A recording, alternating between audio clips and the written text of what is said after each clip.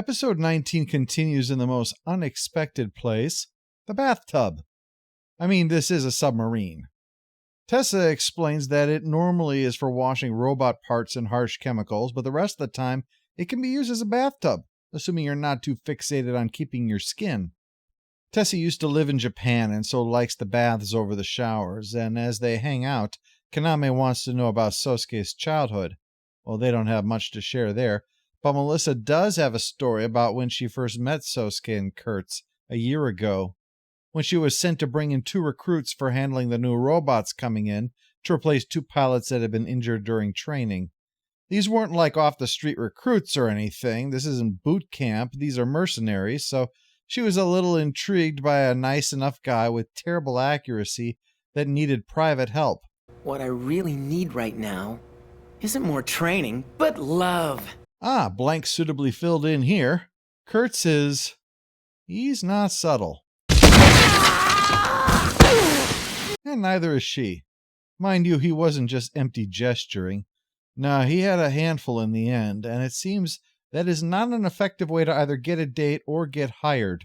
Note to self, better write that down. Sosuke wasn't even on her short list to get bumped off like Kurtz, because his scores were all mediocre. It was only because his old-fashioned robot beat one of the new ones in a training exercise that got her attention. Sosuke tries to pass it off as his luck or the opponent's mistake, but it doesn't matter because Kurtz interrupted. Did you come here to steal my underwear? That's what he said to me. What is this obsession with underpants?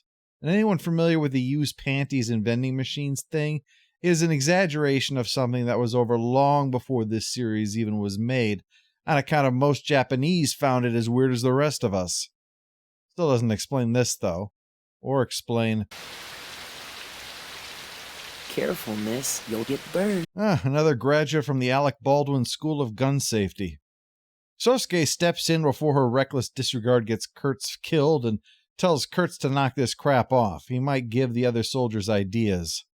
Melissa's infuriated with both of them, the one for his unwanted sexual advances, and the other for, I don't like your face either.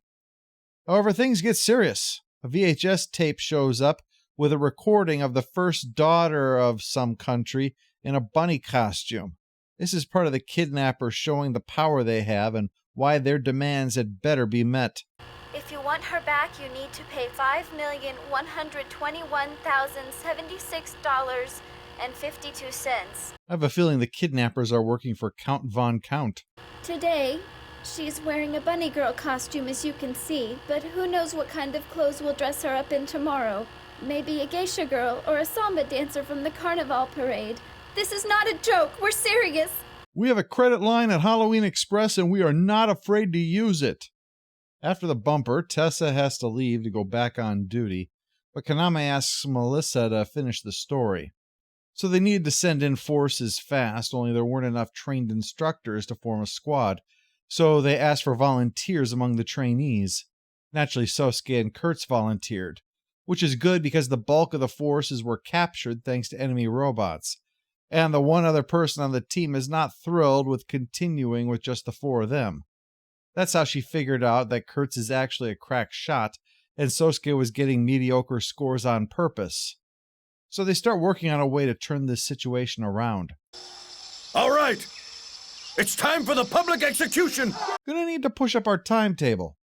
Melissa gets the high ground and threatens that she has a bunch of mechs around this place, and for good measure singles out one bad guy robot in particular and starts insulting the pilot. Just laying into the guy on a very personal level. You're gonna get squashed and barf up your guts all over that hideous face of yours. You poo-poo head! Damn, I didn't think she would go that far. Not poo-poo. If there's one thing I've learned from being in the army, it's never ignore a poo-poo. I knew a major got poo-pooed, made the mistake of ignoring the poo-poo. He poo-pooed it. Fatal error. Because it turned out all along that the soldier who'd poo-pooed him had been poo-pooing a lot of other officers who'd poo-pooed their poo-poos. In the end, we had to disband the regiment. Morale totally destroyed by poo-poo. Well, surprisingly, these taunts worked, drawing the pilot into a position where Kurtz could take a shot at a vulnerable spot, putting it down and allowing Sosuke to head in. Damn, he really does look like a poo-poo head, doesn't he? Even without legs, Sosuke is able to take down one of the other mechs with wrestling and then blast the third, as he had the good sense to remove friendly fire safeties.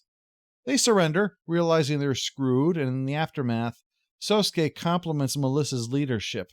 Naturally, she realizes that these two were the pair she needed. Is there something you want to tell me, Sergeant? No, not really. We were having a consolation game of bingo. And I guess Kurtz came here to steal Tessa's underwear because... I think we've stumbled on the subplot. Sosuke goes for showing Kaname around the sub some more, but this is the calm before the storm. But before we get to that, tomorrow we'll take a look back at this arc of Full Metal Panic.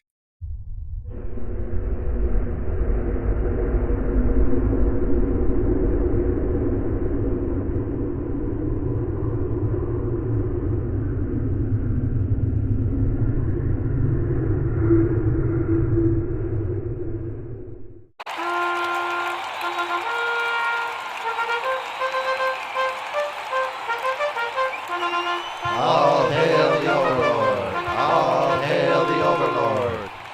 Well then, damn it all, what more evidence do you need? The poo-pooing alone is a court-martial offense.